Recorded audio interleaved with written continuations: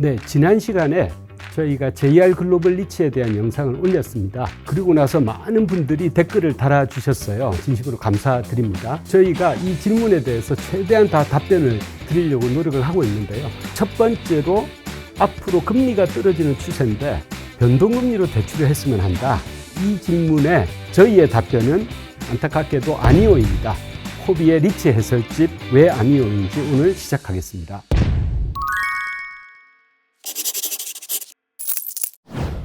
여러분은 투자의 제1원칙을 뭘로 세우고 계십니까? 저 같은 경우에는 투자의 제1원칙은 원금을 지키자입니다. 워렌 버핏 같은 경우에는 원금을 잃지 말자. 이게 이제 1원칙이라고 이야기를 하는데요. 그러면 우리가 원금을 날리는 경우 사실 보면 주식시장에서 가끔 일어나는 일인데요. 주식시장에서 이 원금을 날리는 경우를 보면 지금 원금의 일부 말고 전체를 날리는 경우를 한번 생각해 보시죠. 첫 번째는 내가 가지고 있는 주식이 상장 폐지가 되는 경우, 휴지가 되는 거죠. 그럴 경우에는 원금의 일부가 아니라 원금 전체를 날릴 수도 있을 겁니다. 두 번째는 신용거래를 하는 경우인데요. 사실 이게 주식 투자하면서 제 돈으로 삼성전자 주식 사고 팔고 하면 돈 벌 때는 벌지만 잃을 때는 10%, 20% 이렇게 잃는데 전액을 날리는 경우는 신용거래를 하는 경우. 만약 제가 삼성전자 주식을 1억 원어치 사고 싶은데요. 증권사에 가서 삼성전자 주식을 담보로 맡기면 2억을 추가로 더 빌려줍니다. 그러면 3억 원어치 주식을 살 수 있는 거죠. 그런데 갑자기 삼성전자 주식이 30% 이상 빠지면 사실 전액을 제 돈 1억은 휴지가 됩니다. 왜냐하면 증권사에서 2억 원 가져갈 거니까요. 주식의 경우에는 이런 경우가 있는데 혹시 여러분 리츠 투자하시면서 원금을 전체 날린다 생각해 보신 적 있으세요? 생각 안 해보셨을 텐데요.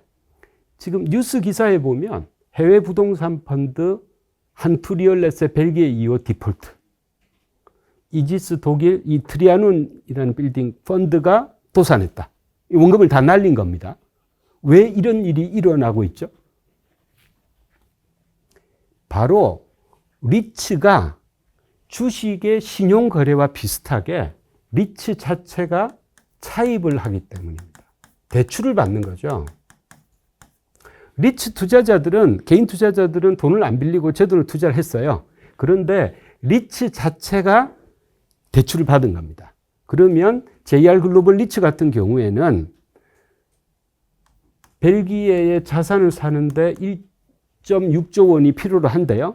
이 중에서 9천억 원 현재에서 대출로 7천억 원 리츠의 투자금으로 이렇게 투자가 된 거죠. 자, 그러면 이 대출 기관 입장에서는 당연히 담보를 잡을 겁니다. 이 빌딩을, 파이낸스 빌딩을 담보로 잡았겠죠. 아까 이지스 독일 트리아논 펀드다. 그러면 대출 기관은 트리아논 빌딩을 담보로 잡았을 거예요. 자, 그런데 대출 기관이 이 빌딩을 담보로 실행해서 공매로 넣으면 원금을 날릴 수 있는, 원금을 못 지킬 경우가 생기잖아요. 자, 어떤 경우가 생길까요? 대출기관 입장에서는 첫 번째, 공실이 생깁니다. 공실이 생겨서 내 이자를 못 내는 경우. 두 번째, 금리가 올라서, 금리가 오른다는 말은 이자량 자체가 커지는 거잖아요. 그래서 이 부동산 펀드라는 것은 수입원은 지난번에도 말씀드렸지만 임대 수입 하나밖에 없어요. 임대 수입밖에 없는데 공실이 생기면 수입 자체가 확 줄잖아요. 수입이 줄거나 또는 비용인 이자가 늘어났을 때 대출기관 입장에서는 이자를 못 받으니까 담보를 하고 싶은 거예요. 담보를 실행해야만 되는 경우인 겁니다. 그래서 독일 트리아논 빌딩 같은 경우에는 어떤 케이스죠? 공실도 생기고 그 대형 임차인이 50% 이상 쓰던 임차인이 나가고 거기다가 유럽은 금리가 3배, 4배 이상 올랐어요. 이자가 올랐습니다. 그러니 대출기관 입장에서는 빨리 담보를 실행할 수밖에 없는 거고 그러다 보니 이 투자금을 일부 또는 전액 날릴 수밖에 없는 상황인 거죠. 자, 그래서 우리는 투자를 하면서 원금을 지켜야 되는 게 제1원칙입니다. 자, 그렇다 그러면 리츠 투자를 하면서 대출을 받았잖아요. 그런데 대출을 받았는데 금리가 떨어지니까 당연히 금리가 떨어지니까 배당이 오르니까 좋은 거 아니냐. 그런데 반대의 상황이 있을 수 있습니다. 이 케이스를 한번 볼게요. 2022년 10월에 있었던 일입니다. 한국에서. 여러분 잘 기억하실 텐데요. 레고랜드 사태였어요. 국고채가 3.4에서 4.3으로 급등을 합니다. 이 레고랜드 사태로. 이때 기억하시는 분들은 실제로 이때 저축은행 예금금리도 막 6%까지 오르고 했었어요. 시중에 돈맥 경화라는 말이 생길 정도로 문제가 생겼습니다. 자, 그러면 지금 금리 하락을 예측을 하고 있어요. 금리가 하락하니까 반대로 배당은 올라갈 겁니다. 그런데 금리가 이렇게 하락을 하면 좋은데 저희가 세상에서 투자 시장에서 가장 전문가들도 못 맞추는 게 금리잖아요. 금리가 레고랜드 사태가 만약 이 시점에 터졌어요. 이렇게 되면 이 배당은 또 어떻게 되나요? 이렇게 되잖아요. 그 경우에 이 이자가 감당할 수 없는 수준으로 커지면 대출기관은 공실이 없는데도 불구하고 금리가 너무 오를 때에는 이 담보 실행할 수 있습니다.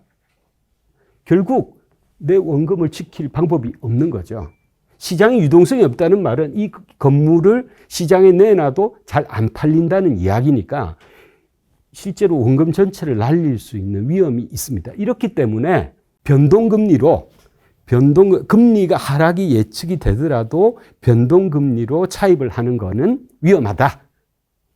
원금을 지키는 측면에서 이렇게 답변을 드릴 수 있고요.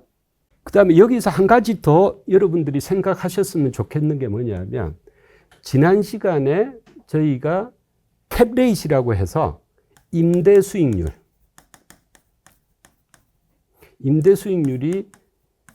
JR 글로벌 리츠 같은 경우는 4.3%였어요. 여기를 차익금리가 1%니까 여기를 레버리지를 50% 차입을 해서 이 금리가 배당이 7.6%가 된 거죠. 만약 이걸 70%까지 우리가 차입 비율을 늘려볼까요?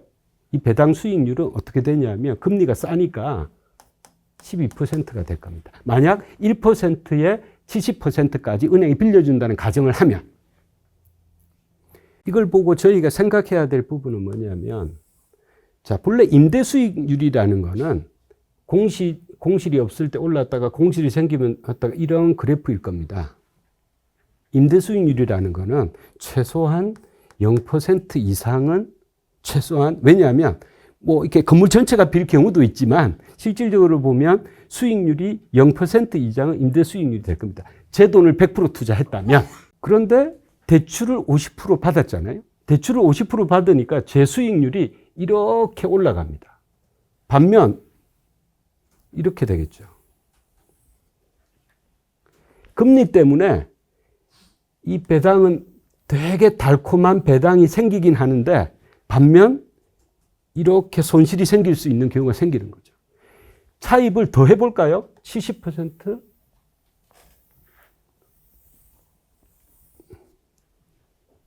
리츠 투자하시면서 이런 투자 여러분 기대하시고 리츠 투자를 하셨겠어요? 이 부분이 부동산 투자를 하시면서 여러분이 경계하셔야 될 차입의 위험이에요. 금리가 싸고 경기가 좋을 때는 너무너무 달콤하지만 반대의 사이클일 때는 여러분의 원금 자체를 날릴 수 있습니다. 그러니까 현명한 투자자라면 어떻게 해야 될까요? 제가 전 직장 영국계 회사였는데요. 영국계 회사에서 이제 해외 투자를 할 때 레버리지 비율을 차입 비율이죠. 30% 이하로 막아놔요. 왜냐하면 해외로 투자하러 가는데 거기에 더해서 금리 리스크까지 30% 이상 질 수가 없다. 그 이야기는 뭐냐면 이 달콤한 과일을 일부 포기하더라도 이 리스크는 나는 줄이겠다. 그래서 여러분들이 리츠 투자를 하시면서 성장을 기대하는 게 아니잖아요. 안정적인 배당을 기대하신다면 변동금리보다는 고정금리로 해서 리스크를 줄이는 게 정답일 거라 저희는 생각합니다. 바로 다음 질문 넘어가 보겠습니다.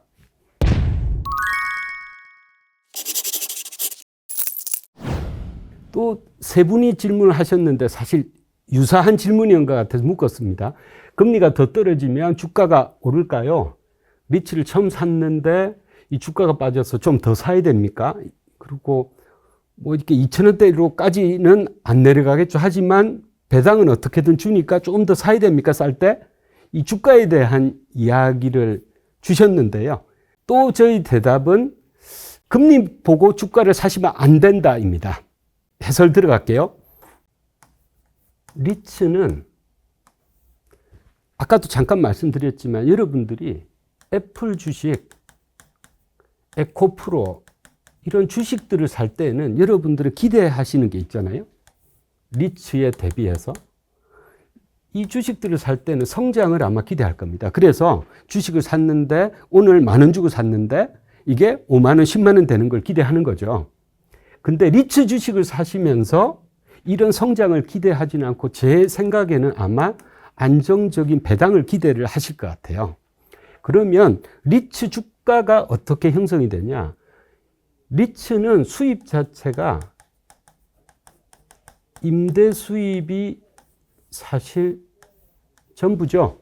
그리고 댓글에도 달아주셨던데 리츠는 법인세를 안 냅니다. 세제 혜택을 줘서 임대 수입이 그대로 배당으로 흘러갈 수 있게 해놓은 그 스킴인데요. 자, 그러면 임대 수입이 올라가면 리츠 주가는 오르겠죠. 근데 임대 수입은 사실상 1년에 임대료 상승률이 2%, 3% 뭐 이렇습니다. 그렇기 때문에 본래 리츠 주가가 5,000원짜리가 10,000원이 되고 이러기에는 상당히 좀 어렵습니다. 그런데 또 다른 수입원이 있어요. 그게 매매 차익. 그 신한 알파리츠 13% 할 때 제가 설명을 드렸습니다. 빌딩을 팔았는데 차익이 생긴 거죠. 왜냐하면 빌딩에서 이익이 날 수도 있고 손실이 날 수도 있고. 그 신한 알파리츠의 예를 들면 이 주가가 액면가 5,000원이었다가 한때는 이게 7,000원까지 막 올랐었어요. 그 기대는 임대 수입이 갑자기 거의 50% 이렇게 오른다고 기대한 건 아니고요. 신한 알파리츠가 최초에 투자했던 판교의 자산이 판교 시장이 되게 좋아졌습니다. 그게 자산 가치가 올라가니까 매매 차익이 생길 거야 하고 임대 수익하고 매매 차익이 생길 걸 기대해서 주가가 5,000원에서 7,000원까지 오른 적이 있었었죠. 그 다음에 또 하나가 더 있습니다. 지금 보셨죠? 금리로 인한 레버리지 효과가 리츠에 이익을 주는 겁니다. 그래서 결국 금리가 쌀 때는 배당이 이제 올라가는 거죠. 그러면 이제 정리를 하면 결국 나의 배당이 늘어나려면 임대 수입이 늘어나든지 매각 차익이 생기든지 금리가 떨어지든지인데요.